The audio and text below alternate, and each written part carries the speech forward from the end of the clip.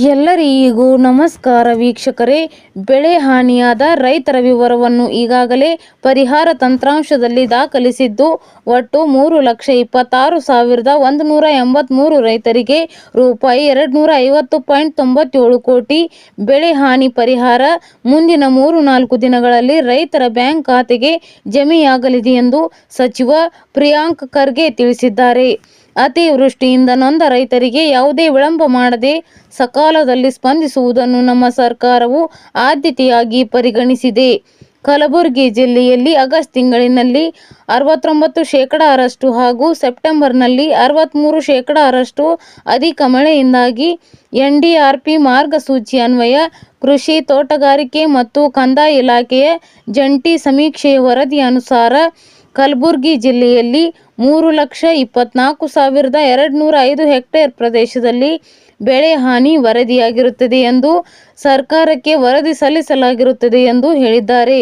ಹತ್ತಿ, ತೊಗರಿ, ಸೂರ್ಯಕಾಂತಿ ಹಾಗೂ ಅರಿಶಿನ ಬೆಳೆಗಳಿಗೆ ಬೆಳೆ ವಿಮೆ ಮಾಡಿಸಿದ ಒಟ್ಟು 2,67,560 ರೈತರ 3,35,046.2 ಹೆಕ್ಟೇರ್ ಪ್ರದೇಶಕ್ಕೆ ಬೆಳೆ ವಿಮೆಯ ಮಧ್ಯಂತರ ಪರಿಹಾರ ನೀಡಲು ಸರ್ಕಾರಕ್ಕೆ ಆದೇಶಿಸಿದೆ.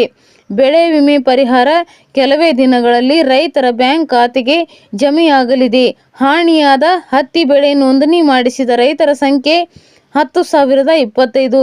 ಪ್ರದೇಶ 11,727.5 ಹೆಕ್ಟೇರ್.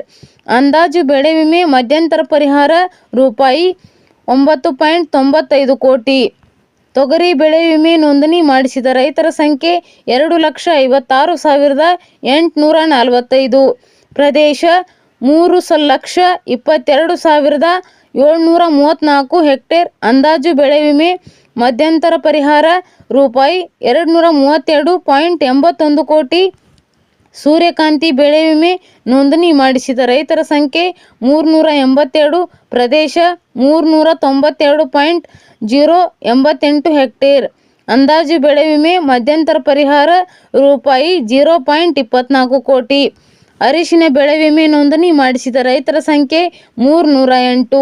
ಪ್ರದೇಶ 192.615 ಹೆಕ್ಟೇರ್. ಅಂದಾಜು ಬೆಳೆ ವಿಮೆ ಮಧ್ಯಂತರ ಪರಿಹಾರ ರೂಪಾಯಿ 0.41 ಕೋಟಿ. ಒಟ್ಟು ಬೆಳೆ ವಿಮೆ ನೋಂದಣಿ ಮಾಡಿಸಿದ ರೈತರ ಸಂಖ್ಯೆ 2,67,560.